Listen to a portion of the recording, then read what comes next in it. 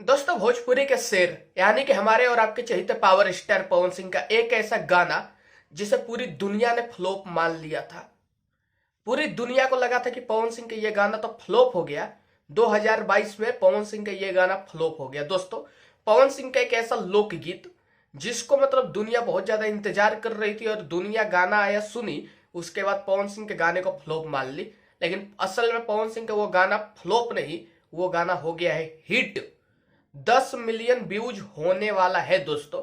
और पवन सिंह मात्र एक ऐसे भोजपुरी के सिंगर है जिनका लोकगीत आता है तो कैसे भी घींच घाच के 10 मिलियन व्यूज पार कर लेता है। जी हाँ दोस्तों, पवन सिंह के झगड़ा के घर गाना आया था जिसपे बहुत कम व्यूज हुए थे।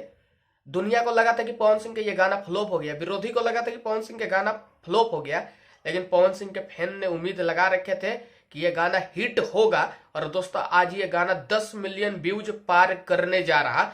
अगर जिस गाने पे 10 मिलियन व्यूज है तो वो गाना फ्लॉप हो ही नहीं सकता है।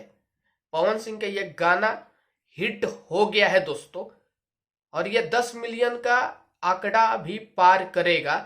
घींच घाच का 10 मिलियन हुआ है तो ये गाना फ्लॉप नहीं है।